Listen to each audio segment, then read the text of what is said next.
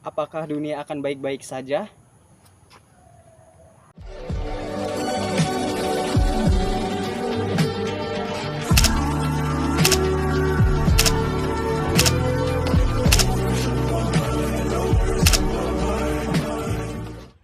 Assalamualaikum warahmatullahi wabarakatuh. Saya Muhammad Miko Saputra Sembiring dari kelas Ilmu Komputer 2 akan menggambarkan tentang studi kasus pencemaran lingkungan. Untuk itu, mari kita lihat video ini dengan seksama. Let's go. Berbicara tentang pencemaran lingkungan, pastinya kita mengerti bahwa itu merupakan hal yang negatif pada lingkungan. Di kehidupan kita, tidak mungkin rasanya terlepas dari berbagai permasalahan. Salah satunya adalah permasalahan lingkungan. Nah, dalam video kali ini, saya berkesempatan untuk mempresentasikan pencemaran lingkungan dan studi kasus dari pencemaran lingkungan tersebut. Jadi, apa itu pencemaran lingkungan? Pencemaran lingkungan adalah masuknya atau berbaurnya tumpukan suatu zat tertentu ke lingkungan yang nantinya akan menyebabkan perubahan negatif yang merugikan pada lingkungan tersebut. Dan pastinya berdampak kepada keberlangsungan makhluk hidup, baik itu manusia, hewan, maupun tumbuhan. Adapun maksud lain dari pencemaran lingkungan adalah misalnya lingkungan yang dulunya bersih, dia telah terkontaminasi sebuah zat yang bisa kita anggap adalah zat perusak. Zat perusak ini biasanya dilakukan secara tidak sengaja oleh pemasok zat tersebut ke lingkungan. Nah, pencemaran lingkungan terdiri atas 3 macam, yaitu pencemaran tanah, pencemaran air, dan pencemaran udara. Pencemaran tanah bisa kita katakan adalah kondisi di mana sebuah bahan kimia beracun, limbah, atau bahkan sejenisnya masuk atau terserap ke dalam tanah, yang pada akhirnya mengubah dari struktur dan kualitas tanah tersebut. Adapun pencemaran air adalah masuknya zat berbahaya ke dalam wilayah perairan, bisa berupa danau, sungai, atau bahkan laut. Nah, zat-zat berbahaya ini pastinya akan mengubah kualitas air dan menjadikannya berbahaya dalam segala hal, jika dikonsumsi ataupun digunakan. Yang terakhir adalah pencemaran udara. Pencemaran udara ini adalah terkontaminasinya atmosfer oleh zat-zat berbahaya berupa gas yang dapat mengganggu kualitas udara atau bahkan kesehatan dari makhluk hidup. Untuk mengetahui berbagai macam permasalahan lingkungan, kita akan mempelajari studi kasusnya sebagai berikut. Baiklah, yang pertama adalah pencemaran lingkungan di tanah. Di sini saya membagi studi kasusnya menjadi 6 bagian. Yang pertama adalah pembuangan oli, minyak, dan sejenisnya. Dalam kasus ini kita bisa melihatnya di bengkel-bengkel terdekat, yang kehidupan sehari-harinya pasti ada berbaur dengan tumpahan-tumpahan oli dan minyak. Nah, ini sebenarnya merupakan salah satu dari kecilnya pencemaran lingkungan. Oli dan minyak mengandung berbagai senyawa kimia beracun, seperti hidrokarbon, logam berat, dan zat aditif lainnya yang sulit terurai secara alami. Ketika oli atau minyak yang tumpah tersebut ke tanah, polutan itu akan meresap ke lapisan tanah dan menyebar, mencemari daerah yang lebih luas, menjadi zona mati bagi kehidupan tanaman. Nah, hal ini berakibatkan tanah menjadi tidak subur lagi. Ia telah kehilangan kemampuannya alaminya untuk mendukung kehidupan dari tanaman. Kasus yang kedua adalah penggunaan pupuk kimia untuk tanah. Nah, pupuk mengandung nutrisi penting seperti nitrogen, fosfor, dan kalium. Jika digunakan dalam jumlah berlebihan, nutrisi ini dapat menumpuk di tanah dan menyebabkan ketidakseimbangan nutrisi pada tanah. Hal ini dapat menghambat pertumbuhan tanaman lain yang membutuhkan kombinasi nutrisi yang berbeda. Pupuk juga mengandung garam dalam jumlah yang banyak. Penumpukan garam dapat menyebabkan kurangnya kemampuan tanaman untuk menyerap air dan nutrisi. Ini menyebabkan stres dan bahkan kematian pada tanaman. Lebih-lebih lagi, pupuk tanah dapat menimbulkan erosi tanah.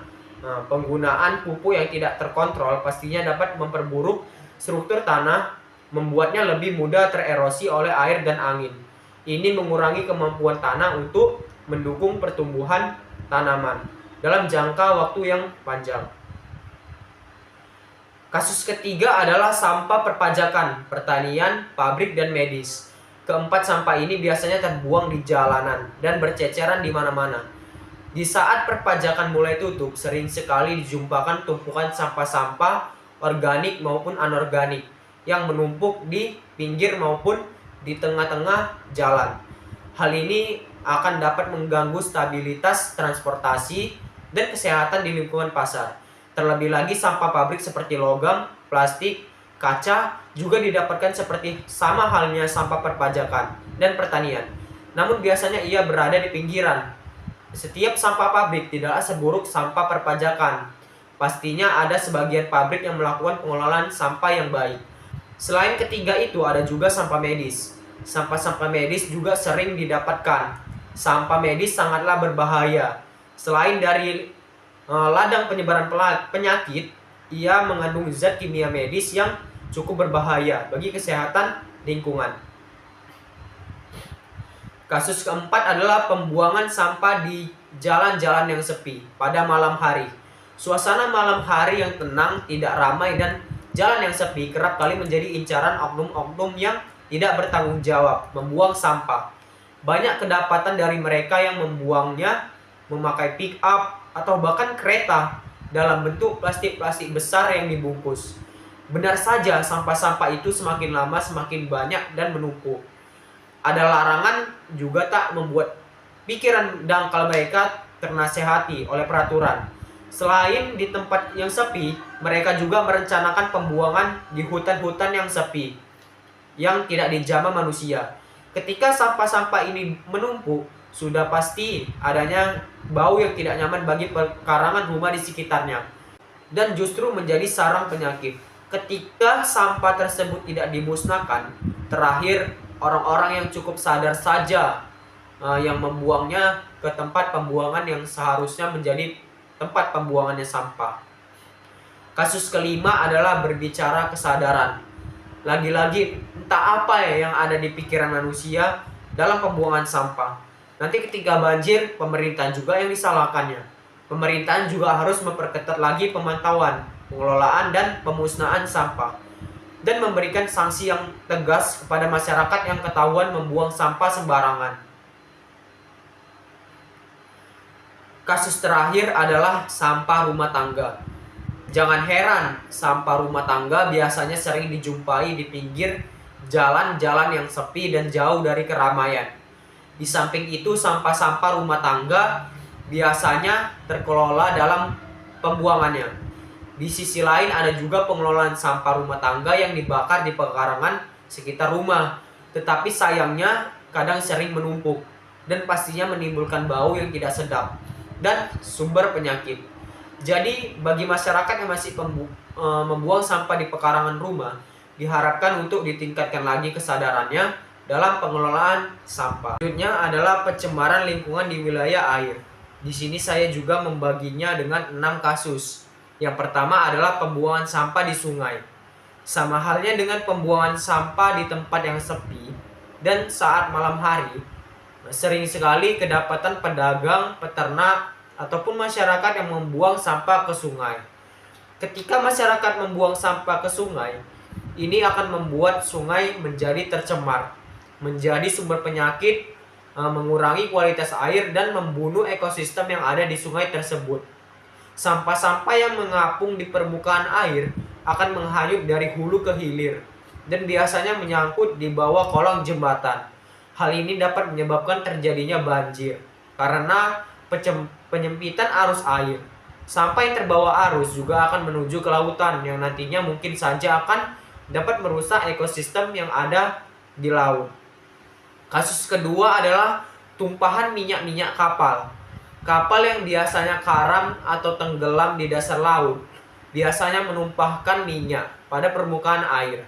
Hal ini pastinya mencemari air, kualitas air, dan membahayakan ekosistem laut. Kasus ketiga adalah aktivitas bom nuklir. Uji coba nuklir biasanya sering diadakan di dasar laut. Ini merupakan contoh kasus pencemaran lingkungan terbesar di dalam air karena bom atom atau nuklir yang sifatnya merusak, dapat merusak ekosistem yang ada di bawah laut, dan pancaran radioaktifnya dapat membahayakan kesehatan makhluk hidup. Tak heran uji coba nuklir ini menjadi sorotan dan bahan kritikan untuk penguasa. Kasus keempat adalah limbah air rumah tangga. Limbah air rumah tangga seperti deterjen dan sabun. Bahan kimia yang terkandung pada deterjen dan sabun dapat membahayakan ekosistem air. Air akan beraroma tidak sedap dan tidak lagi berwarna jernih. Air cucian mengandung sabun dan deterjen ini biasanya dibuang melalui saluran pembuangan ke sistem limbah air. Banyak sistem pengelolaan air limbah tidak sepenuhnya mampu menghilangkan semua bahan kimia ini. Kasus yang kelima adalah limbah pembuangan pabrik dan pertanian. Limbah pabrik seperti bahan kimia, logam berat seperti merkuri dan yang beracun, serta cairan asam yang sangat berbahaya bagi ekosistem yang ada di air. Selain ekosistem yang lain juga berbahaya bagi kesehatan manusia. Cairan ini membuat airnya keruh dan berbau tidak sedap dan merusak rantai makanan atau ekosistem yang ada di wilayah tersebut. Juga air ini tidak layak untuk dikonsumsi. Kasus kelima adalah limbah pembuangan pabrik dan pertanian. Limbah pabrik seperti bahan kimia, logam berat seperti merkuri dan yang beracun serta cairan asam yang sangat berbahaya bagi ekosistem yang ada di air. Selain ekosistem lain, juga berbahaya bagi kesehatan manusia. Cairan ini akan membuat air menjadi keruh dan beraroma tidak sedap. Ini akan merusak habitat rantai makanan dan air mata pencarian seperti ikan yang tidak layak dikonsumsi oleh manusia. Sama halnya dengan limbah dari hasil pertanian, seperti pupuk, pestisida, dan bahan kimia lainnya yang beracun, dapat merusak dan membahayakan ekosistem air. Sehingga hal ini membuat air tidak layak digunakan atau dikonsumsi. Yang terakhir, lagi-lagi kesadaran masyarakat yang berprofesi di balik masalah semua ini. Masyarakat atau penduduk yang tinggal di tepian sungai selalu saja membuang sampahnya di pinggiran sungai. Ketika terjadinya debit air yang banyak, sampah ini pastinya akan terbawa oleh arus, sehingga dapat mencemari lingkungan dan membahayakan ekosistem yang ada di perairan. Yang terakhir adalah pencemaran lingkungan di wilayah udara. Di sini saya juga membaginya menjadi 6 kasus. Yang pertama adalah asap kendaraan. Asap ini seringkali terlihat di wilayah-wilayah perkotaan.